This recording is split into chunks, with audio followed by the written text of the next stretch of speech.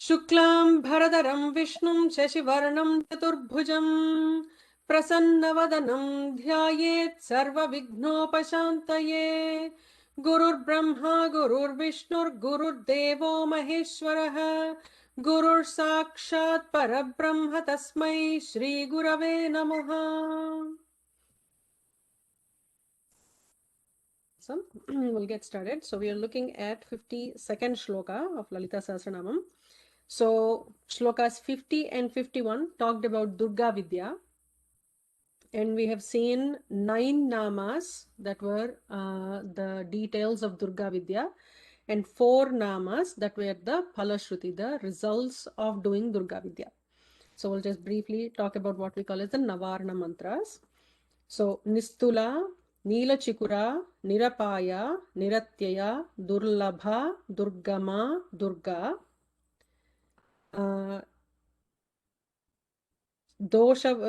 Sarvagnya, Sandra Karuna, Samanadhika Varjita. So those are the namas. And for Phalam, Dukkahantri, by doing this Durga Vidya, Dukkahantri, Sukhaprada, Dushta Dura, Durachara Shamani, Doshavarjita. So those are the Doshavarjita is actually Nama, sorry. So 4 that are results, and the rest of the namas are Durga Vidya. So we've seen that. Now we are actually entering into Vanadurga Mala Mantram is what this is called. So wanted to briefly mention, last week I was a bit hesitant. And Vanadurga is a Vidya as part of the Sri Vidya, and or separately done as just Vanadurga Vidya. And it has, like, a lot of amazing mantras. And Bhayaharini, Vanadurga is known for removing bhayas, all the kinds of fears. So Sarva Shakti Mayi, and I think in the Sandra Karuna, I don't know if I meant spoke about Sandra means, what Sandra means. Compassion, right? Karuna is compassion. Sandra Karuna means densified, concentrated. Intense, yeah. Intense compassion. So that's Sandra. Okay, Sarva Shakti Mayi. So all the different Shaktis can be put into Sarvajnatvam, which is previously mentioned. Anantatvam, Nityatvam, Sampurnatvam, Swatantratvam, Anadibodhatvam. So these are the 6 things that we have talked about. So Sarvagnya, we know she has... Can you repeat it if you don't mind, Guruji? Yeah, I'll just go one by one so you can write them down. Sarvajnatvam means Sarva, every knowledge, all the knowledge is hers. Anantatvam, she is Ananta, there is no beginning or end. Nityatvam, she is eternal. She has, again, from a time standpoint, she doesn't have limitations. Sampurnatvam, she is the full, Purnamada Purnamidam, right? So that's what we were talking about. Sampurnatvam. Swatantratvam, the independent, she is not dependent on anything. Anadibodhatvam, neither the beginning nor the end can be known. So these are the 6 things that are her attributes. So here now we next set we are looking at, these are all the both Anantatvam and Anadi Bodhatvam, both of them mean beginning, no beginning or end. Anantatvam, which one? Sorry. Anantatvam and Anadi Bodhatvam. Adi Bodha means, like, the beginning and the end. Anantatvam is the from a space standpoint, and Anadi Bodhatvam is the time limitation.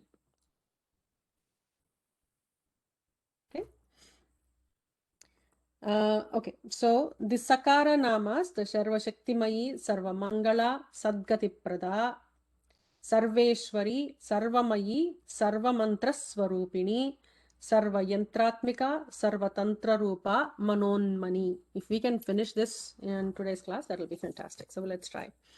So we'll chant the shlokas, so we don't have to in between break and chant. So in the first, who would like to chant 52nd shloka? Can. Okay. सर्वशक्तिमयी सर्वमङ्गला सद्गतिप्रदा सर्वशक्तिमयी सर्वमङ्गला सद्गतिप्रदा. I'm not getting the tune. Okay. I know. Sorry, somebody is not on mute, so I'm going to mute everybody. Go ahead, Jayashriji. Yeah, सर्वशक्तिमयी सर्वमङ्गला सद्गतिप्रदा. The reason why you feel that way is because Sarva Mangala is one nama, but you're having to break it, because the 8 characters of the first quartlet come after Sarva. Sarva Shakti Mayi Sarva Mangala Sadgati Prada. सर्वशक्तिमयी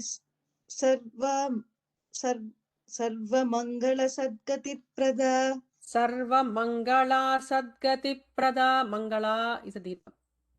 सर्वमङ्गला सद्गतिप्रदा. Sarveshwari Sarvamayi Sarvamantraswarupini. Sarveshwari सर्वमयी सर्वमन्त्रस्वरूपिणी. So we'll do the full shloka now. सर्वशक्तिमयी सर्वमङ्गला सद्गतिप्रदा Sarveshwari सर्वमयी सर्वमन्त्रस्वरूपिणी. सर्वशक्तिमयी सर्वमङ्गला सद्गतिप्रदा Sarveshwari सर्वमयी सर्वमन्त्रस्वरूपिणी. Awesome. Thank you, Jayashriji. Who would like to chant the next shloka? I can, Shriji. Awesome. सर्वयन्त्रात्मिका सर्वतन्त्ररूपा मनोन्मनी. सर्वयन्त्रात्मिका सर्वतन्त्ररूपा मनोन्मनी. Maheshwari Mahadevi Mahalakshmi मृडप्रिया. Maheshwari Mahadevi Mahalakshmi मृडप्रिया. Okay, we'll do the full shloka. सर्वयन्त्रात्मिका सर्वतन्त्ररूपा मनोन्मनी Maheshwari Mahadevi Mahalakshmi मृडप्रिया. सर्वयन्त्रात्मिका सर्वतन्त्ररूपा मनोन्मनी Maheshwari Mahadevi Mahalakshmi मृडप्रिया. Awesome. So let's see how deep we can go into this one. So the first nama is Sarva Shakti Mayi. We were already talking about that. So when we say Sarva Shakti Mayi, Sarva Mantra, Sarva Devata, Sarva Padartha Shakti, everything is her. So when we talk about, Sarva Mantra is easy to say and Sarva Devata is easy to understand. Sarva Padartha Shakti, what does that mean? So every object has a Shakti. So, sugarcane has the sweetness, that is sugarcane Shakti. Or Agni has the Dahaka or Prakashaka Shakti. So that is Agni's Shakti. So everything, all the Shaktis are her. So she is the Sarva Padartha Shaktis. So, and that's why, when we look at the Sri Chakram, she is at the Bindu and the whole universe came out of that. So all the avaranas of the Sri Chakram have emerged out of her.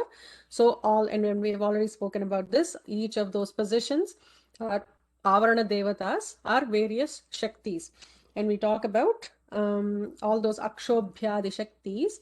All those Shaktis have emerged from her. So she is the possessor. She is the owner, the original Shakti that has emerged into these many billions of Shaktis. So they say the 33 crores of Devas, all of their Shaktis, they are like the rays of the Shaktis, and all of those rays converge into becoming the mother during Lalitopakhyanam. But in the other sense, that all of those Shaktis existed in her and everybody were distributed. There is one Nama that will come in Vishnu Sahasranamam as well as in Lalita Sahasranamam, where Bhagavan is the distributor of all of these Shaktis. So that's Sarva Shakti Mayi. And then, Sarva Mangala. So actually, when I write notes, I kind of scribble all over the place. That's why I get confused. Anyway, Sarva Mangala. So she is the Mangala Swarupam. She is the auspiciousness and all the auspiciousness that exists. So she is that. here we have to understand these are all Bhagwan's namas and are in the feminine gender because all his Shaktis are also mother. So she is the Sarva Mangala, Mangala Prada. So notice that, she is a Sarva Shaktimayi and she can also bestow us Sarva Shaktis. She is the Sarva Mangala and she can bestow us all the Mangalas. The next nama is Sadgati Prada, which is what does she provide us or what does she give us? This Vanadurga Mala mantram that we are talking about, right? Vanadurga Upasana is the Sadgati Prada. What is the Sadgati? So you can take it as the current evolution that's been happening. And one of the gurus actually says, in order to even get to the Manushya Janma, how many gatis have we had to pass? And he starts talking about the Shila Gati. The first one is like the stone. And then the Vanaspati Vriksha Oshadhaya. So all the different kinds of Oshadhas, like all the trees and plants. So that Gati. And from there, the Kimi Kitakas. From there, the Pashus. And then from there, even coming to birds. And then among mammals, becoming a human being for this evolution. So even this is considered a very good Sadgati. And from here, there are upper gatis like the Punya gatis, like, the Deva, Gandharva, Yaksha, Kinnara, Kim Purusha, etc. Like all of those, right? That we have studied in Puranas. And then what is the ultimate Sadgati is the Moksha. So getting here and then going to the next levels is considered the Sadgati Prada. And various people have various goals and ambitions. So depending on what their goals are. And even they actually say among Shilas, Saligrama is considered the more the more evolved stone. Or among Vrikshas, Ashwatha Vriksham, etc. are considered more evolved Vrikshas. And among Pashus, Gomata is considered a more evolved animal. So among human beings, there are evolved human beings and there are not so evolved human beings. So even within the human race, there are multiple facets and multiple levels and layers that we have passed, and we are here trying to understand Parameshwara with the Vaidika knowledge that we are trying to gain. So from here, what are the next stages? She provides those Sadgatis. Sarveshwari. So she is the Ishwari of everything. So Sarveshwara, Sarveshwari. So think about it that way. So she provides all the overlordship on everything. Sarvamayi. So she is in everything. Mayam.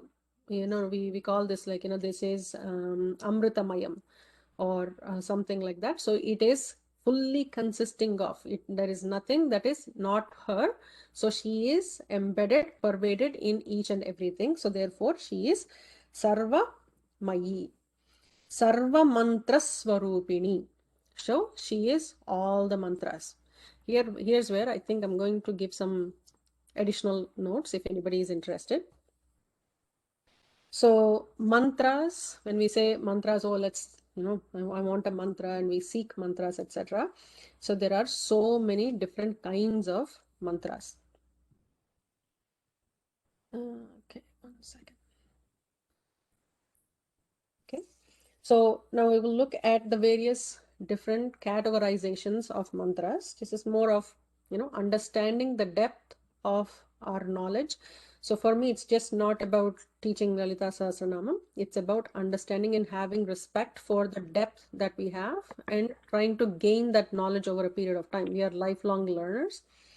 So here's some interesting categorizations. Among mantras, in this first kind of categorization, there are 3 types. One, the first set is called as the Taraka mantras. So Taraka mantras are for moksha. Tarana means to swim across. So the mantras that help us swim across the ocean of samsara are called as Taraka mantras. The next set in the same categorization is called as the Abhishtakaraka mantras. So the ones that fulfill wishes for us. So Abhishtam means wishes.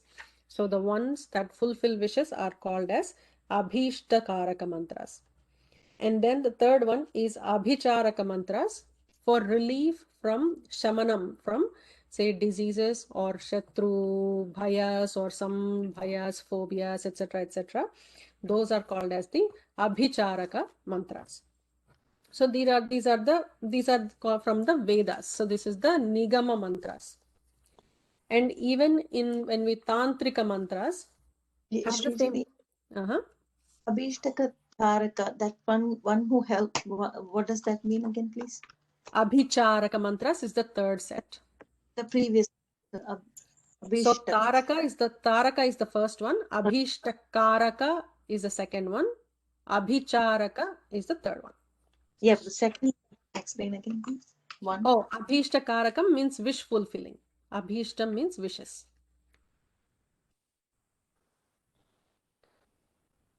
And the same three types exist in the Tantrika mantras. So in Vaidika mantras, we start with Om, the Pranavam. In Tantrika mantras, generally it doesn't start with Om. There are alternatives. We know in Sri Vidya we call it the Tritara. There are 3 different Bijakshras that are used instead of using Om, and all are Bijakshara and Nama mantras that are in the Tantrika mantras. And then there are something called as Shabara mantras, which are, the Yamalas, etc., etc. So that are not usually chanted by everybody. So all the Bijaksharas, we have previously seen that she is the Nada Swarupam, and Nada Swarupam has taken emergence into all of these different Bijas, and every Bija has its own Shakti. And when you put a few Bijaksharas together and to form a mantra, that mantra has this potency that has enlarged into a category that helps in a particular either fulfilling a wish, if it's in the Abhishtakaraka mantra category, or if it is in the Taraka category. So it either helps me with my sadhana. There is a Shraddha mantra, right? To focus, to just ground myself before I start meditation. Or there is a mantra for Dhamma and Shama. There is a mantra for our Bhuta Shuddhi. Like, this body is made up of all the Panchabhutas. So how do I cleanse and purify my body with this organic matter? So there are mantras for each and every part of this cleansing. So there are cleansing mantras. So there are multiple mantras, but these are all permutations and combinations of various Bijaksharas that originated from the original Nadam. And at some point when we get into that, Nada, the forms of Nada, Parapashyanti, Madhyama, it's Vaikhari, etc. So those namas will come, and we will talk a little bit more about that. Now we will look at some other kind of categorization, another kind. So if you're writing things down, that was the first categorization. So Vaidika mantras, Tantrika mantras, and Shabara mantras, each of those again underneath having Taraka mantras, Abhishtakaraka mantras, and Abhicharaka mantras. Now categorization 2. So in this one, there are Vaidika mantras. So these are Jnana-prada mantras. So that will give us self-knowledge. So Jnana-prada, which also means Muktikaraka, or which is also, Taraka. So there is no difference in the 2 types of categorization when we talk about the first set. And Tantrikas, Tantrika mantras, these could be Kama-pradas, that you are fulfilling wishes. And in this categorization, that's how it is mentioned as being the Kama-prada, Kamya-prada mantras. Or in this one, there is also the various wishes, and the wishes could be the process of getting into moksha. So just like, I was saying, my wish is to cleanse my the Panchabhutas in me.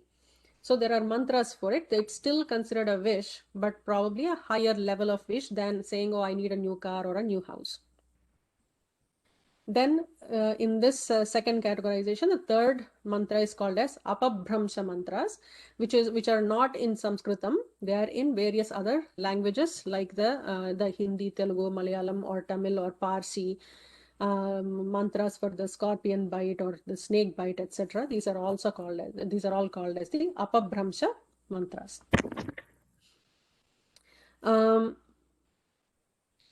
So this is second categorization. There is a third categorization where mantras are divided into Stri mantras, Purusha mantras, and Napunsaka mantras. which is the feminine gender, the masculine gender, and the neuter gender mantras. Third one. So Napunsaka mantras, Stri, Purusha, and Napunsaka, based on the genders, the lingas of the Sanskritam Bhasha.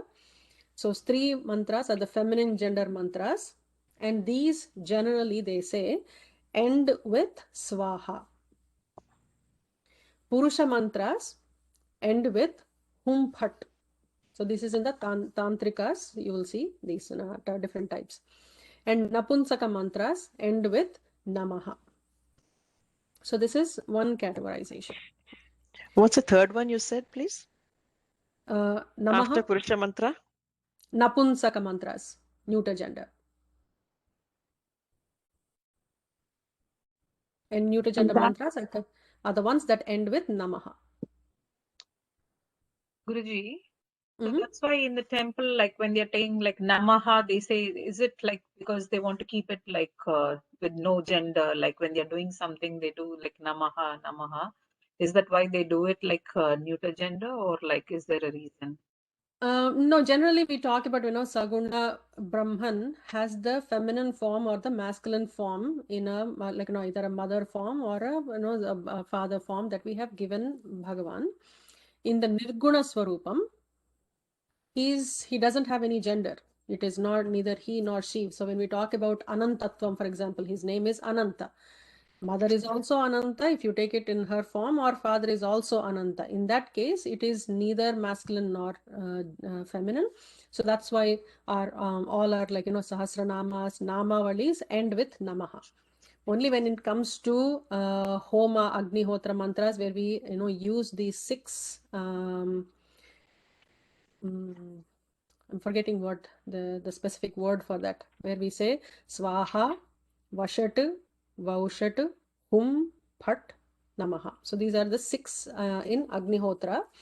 So those are categorized in Vedam and in Tantrikam into Stri, Purusha, and Napunsakalingas. But when it comes to general regular pujas, we use Namaha for the Namavalis. Did that clarify? Yeah. What is the category under which the Stri, Purusha, and Napumsaka come under?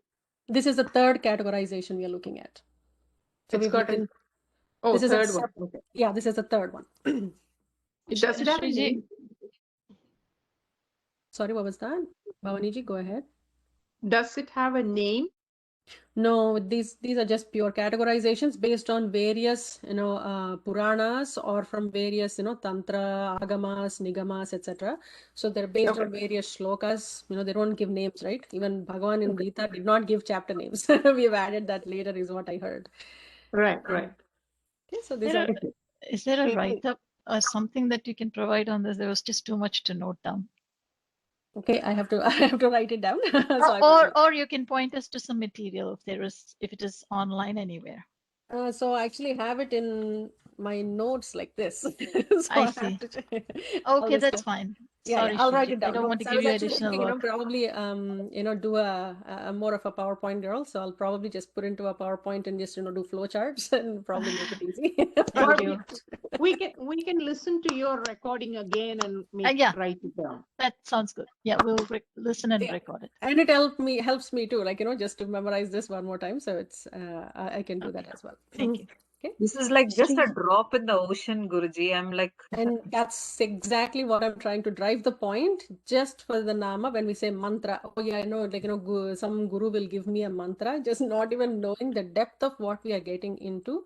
So what I try to do with all my research is help people understand the depth of this. It is not a 300-page book that we have been given and say, yeah, do this, don't do this. It's not that. There is so much in this, and that's what excites me. As somebody who would like to learn forever in my life till my last day, and I keep telling my son, like, this iPad needs to be with me every moment of my life. He says, Mom, let's go for a drive.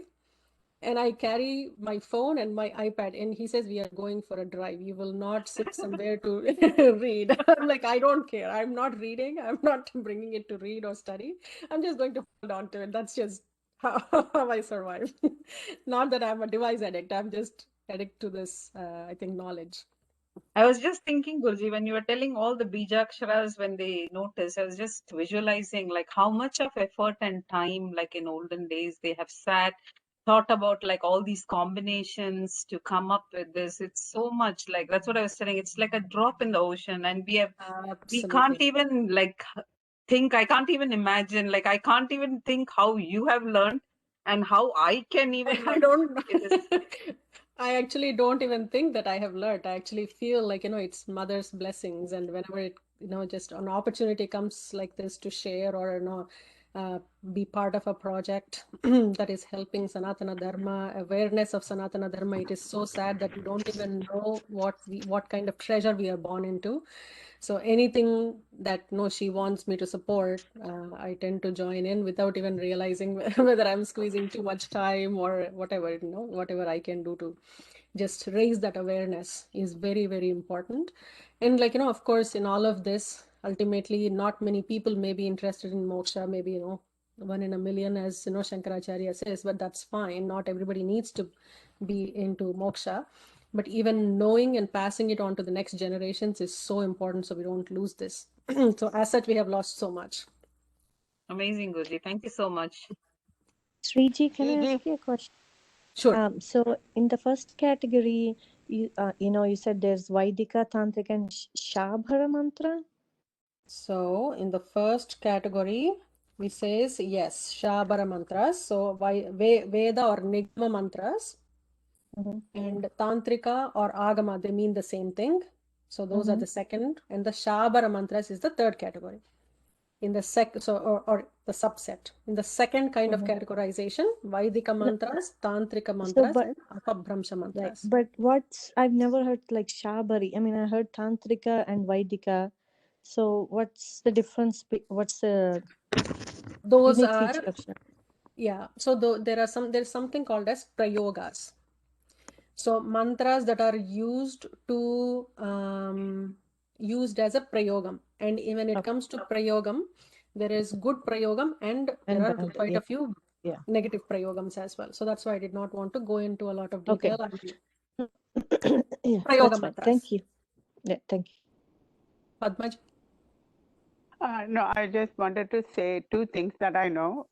In mantras, it's actually communication with God. When we say swaha, we are offering.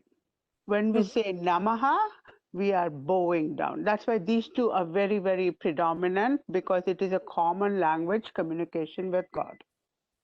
All mantras are communication with God, if you put it that way, correct. Swaha is when we say swaha, the sapta jihvas of the Agnihotram in the Homa, all the 7 tongues are out, and that's when we actually do the offering. It is not supposed to be, so if I'm doing say for example, Lalita Homam, and Srimatre Namaha is what we will say when we are offering flowers as pujanam.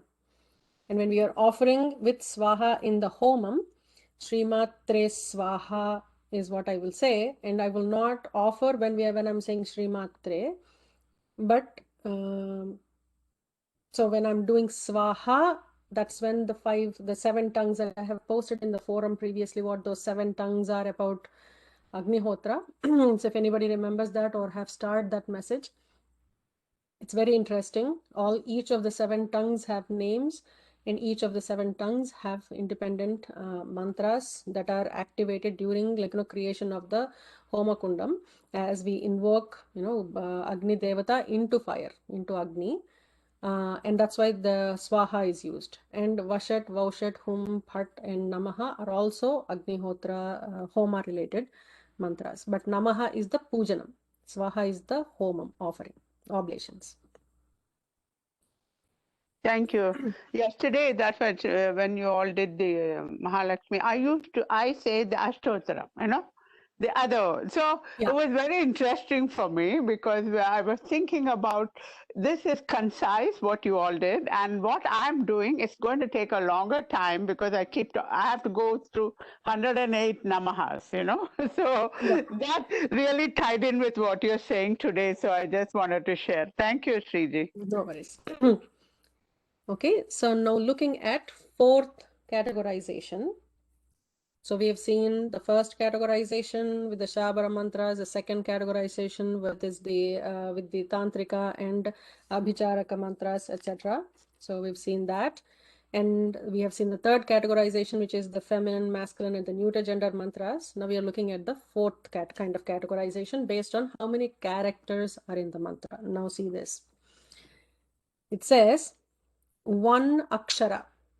A mantra with just one akshara is called as a pinda. A mantra which has 3 aksharas is called as kartari or kartara. Kartara, I think, not kartari, kartara. And the mantra that has anywhere between 3 to 9 aksharas are called as bijas. A mantra that has 10 to 20 aksharas is called as a mantra. And a mantra that has 20 plus aksharas is called as mala mantra. So now when we talked about, Vanadurga mala mantra, because these are a set of mantras that go together and to form the Vanadurga upasana or Vanadurga mantra. So it's called as a mala mantra. So this is another kind of categorization that's available for mantras. So mother is Sarva Mantratmika. So she is the mother of, or she is, every mantra is nothing but her. And it all has emerged from that original nada and put that into the same format as the Sri Chakram, from the Bindu towards the end of the Sri Chakram till the Bhupuram. The next nama, Sarva Yantratmika. Similarly, all the yantras emerge from the Sri Yantra and converge into Sri Yantra. So therefore, she is the all Yantratmika, Sarva Yantratmika. So there are yantras for every Bijakshara. So I have a book where, it's called as a Bijakshara Nigantu. Nigantu means a dictionary or an encyclopedia of one of those two. So it actually explains what each Bijakshara, and it's a lot of Bijaksharas that it tries to give. And we cannot just read it like a book, right? When you go through some of your study and then you have to understand what is this Bijakshara trying to explain, then you go to the Nigantu, just like how you look up dictionary if you're looking at a new word. And then it actually provides what does that Bijakshara mean and the different kinds of explanations that are given for that Bijakshara and what is the yantra that it represents. And like each Bijakshara has its own yantra. And even if you think about Saundarya Lahari, usually we chant the full shloka and try to sing it. But each shloka of Saundarya Lahari has a yantra associated with it. I don't know how many of you know that. So there are so many billions of yantras that are possible, and all the various combinations and permutations and combinations of the same kind of patterns, nothing different, like the triangles, the chandra. There are 6 or 7. Again, just like those Vashat, like the 6 mantras we were talking about. There are 6 or 7 kinds of patterns: petals, triangles, circles, vrittam, chaturasram, the rectangle or triangle, rectangle or square, the Ardha Chandra. What am I missing? So 6 or 7, and it's combination of this or 6 or 7 that form these various yantras that are available, and all the yantras emerged from Sri Yantra. That's why this is called as the Chakra Rajam. So Yantra Rajam is Sri Yantra. So therefore she is Sarva Yantratmika. And also note, they said Sarva Mantra Swarupini, Sarva Yantra Atmika, and Sarva Tantra Rupa. So I'll give this as homework on what is the difference. Was it just purely Vagdevis wanted to use some different words, that's why they used it? Or why did they put Swarupa for mantra? Mantra is a nadam. It's a word, it's a sound. But they're saying there is a rupam for it. Yantra is a physical alambana. But they're saying there is atma for it. And Sarva Tantra is a technique, but they're saying there is a rupam for it. So think about that and see if I'll see if anybody can answer that and what your thoughts are. You know, it's whether it is right or wrong. I can only provide what's in the book, not think. So I'll let you guys think and post it in the forum. Now the next Sarva Tantra Rupa. So we'll also take a bit of time on this one, if you don't mind.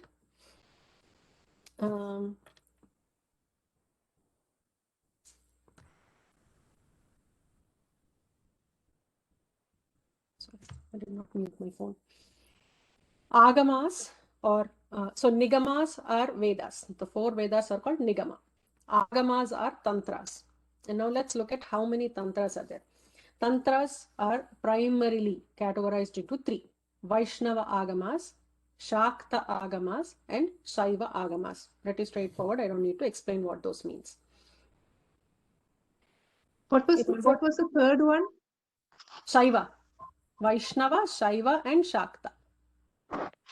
So Vaishnavagamas talk about, you know, Vishnu related tantras are called as Vaishnavagamas.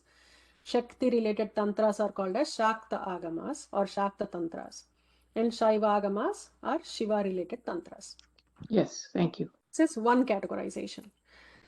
Then there are also the second categorization, Sattvika Agamas or are Tantras. So any Tantra falls into the Sattvika nature.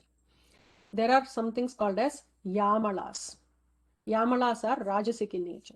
Rudra Yamala, etc. So these are Rajasic.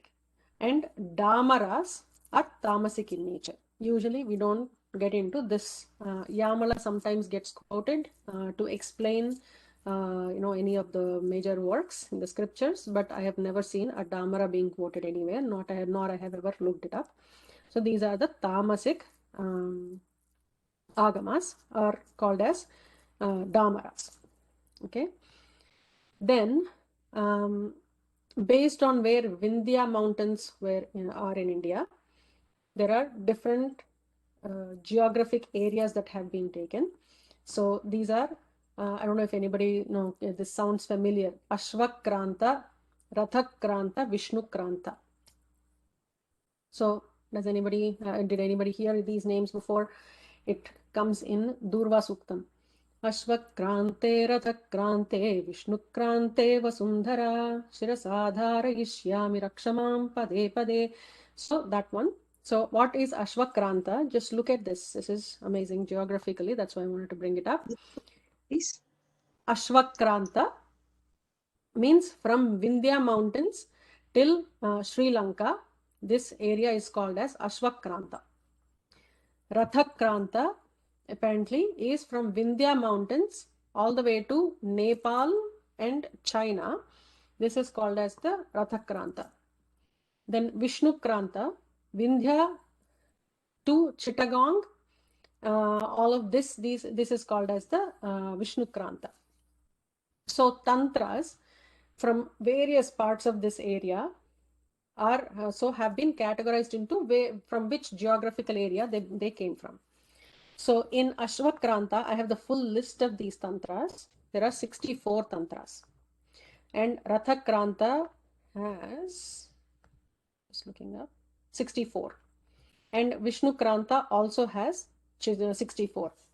So Chatusashti Tantrani Matrunam Uttamani cha is how it is explained. So in this 64 tantras, of these like 64 times 3, there are only 64 that are used for Devi Puja.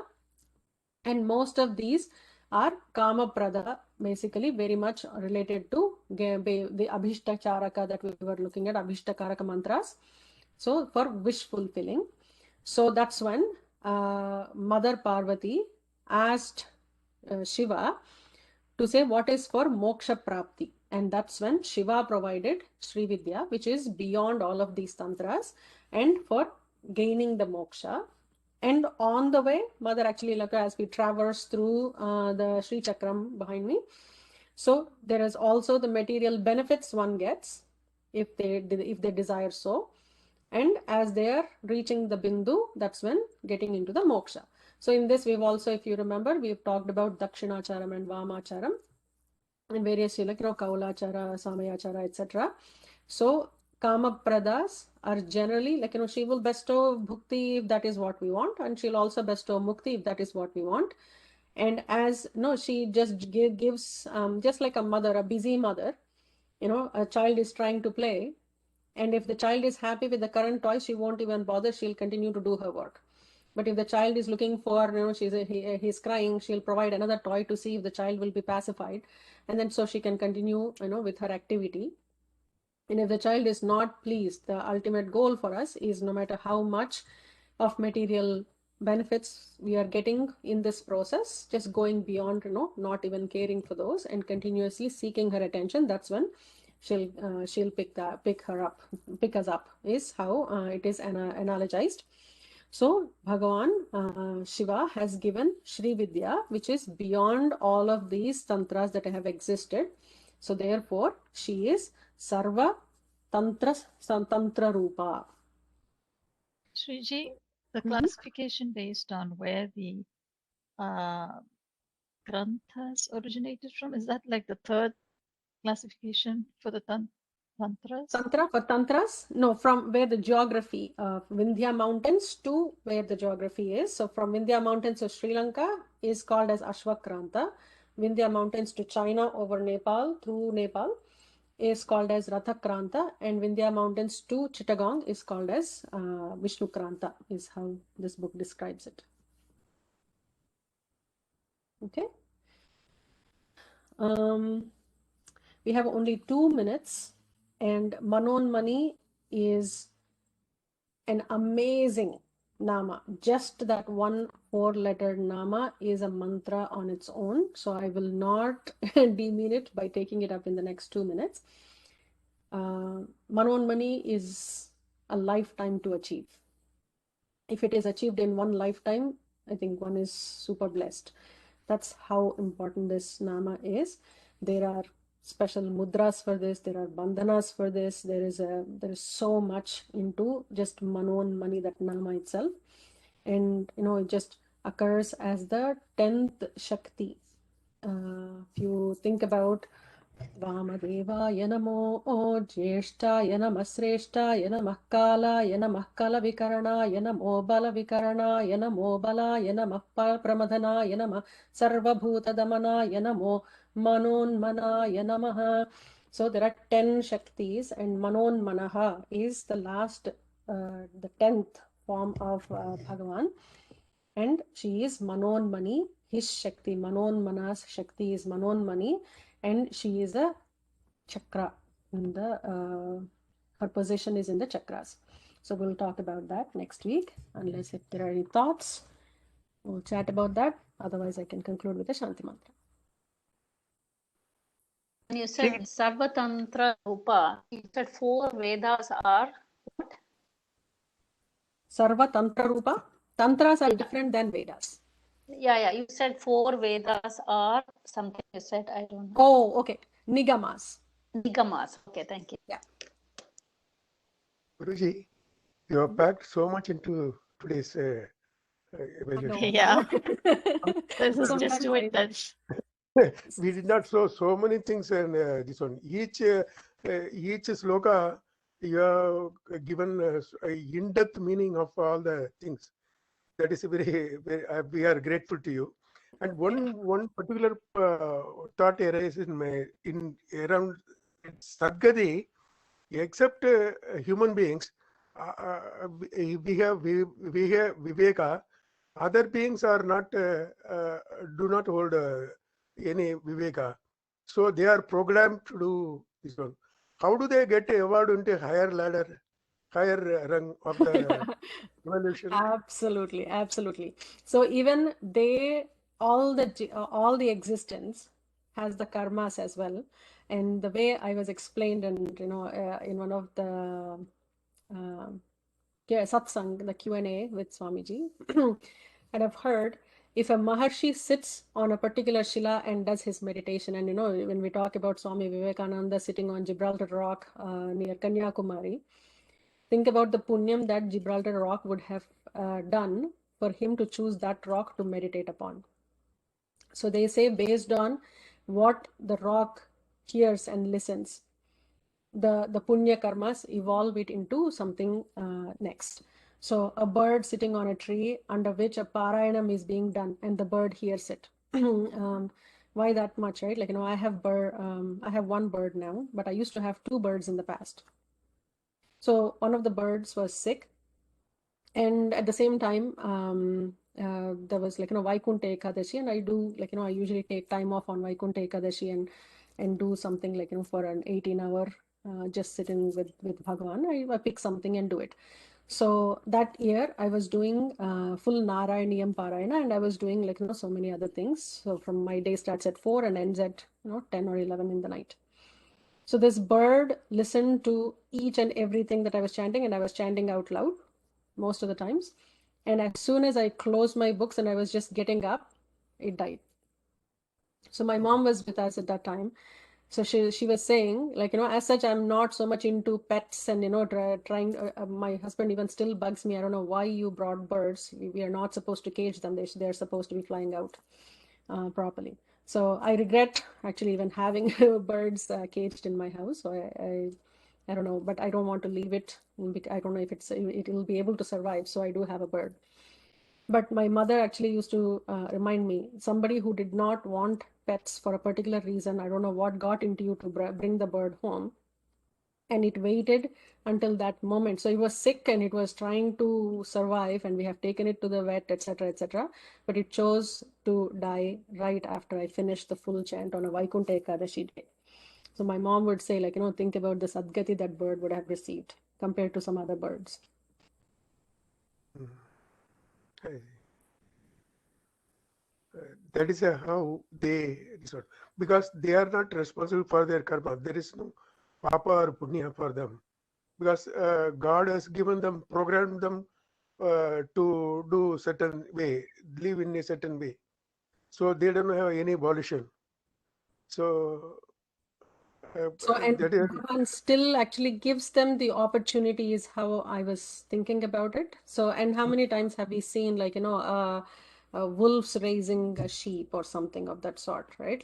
Somehow even they actually probably cannot think to what probably we are allowed to think, and which is the sad part, is we are given this much of intellect, and probably 99% of us, our karmis, don't want to think beyond anything other than food, shelter, and clothing, and a few other things, right? So, and probably it is the other way around for birds. It's some get that opportunity, and any opportunity they get, if they're able to take advantage of it, I think that's how they will evolve. And they say, think about the number of births you've had to take, even with that slow tamasic nature, you're just taking one step at a time to the next level, to the next level, to the next level, to even get this janma. And what are you doing with this janma that you got? we generally we are settled for creature comforts. Yeah. Yeah.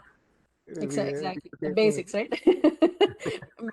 Maslow's theory of hierarchy just comes to my big mind all the time. The basics, like food, shelter, clothing, reproduction, maybe some TV, some socialization, and my ego, my self-respect, and that's about it. I don't want to think anything else beyond this.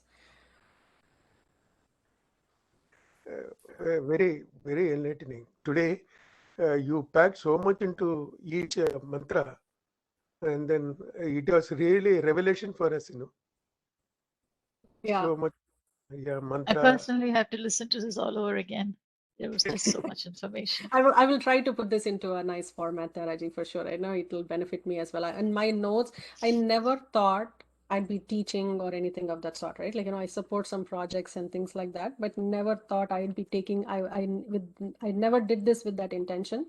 So my learning is in a bit of an haphazard mode. So I don't have notes or something like that I can share immediately, but it'll help me to put things into a perspective, definitely. So I'll try to do that. Yeah, that will help. Thank you a lot. Awesome. So we'll conclude with the Shanti mantra. Om Purnamadah Purnamidam Purnat Purnamudachyate Purnasya Purnamadaya Purnameva Vasishyate Om Shanti Shanti Shanti. Harihi Om. Sri Gurubhyo Namaha. Harihi Om. Sarvam Sri Paradevata Arpanamastu. Thank you so much. Thank you, Manju. Shriji. We'll you, catch up Shriji. next week. Thank you. Thank you. Dhanyawadaha. Dhanyawadaha.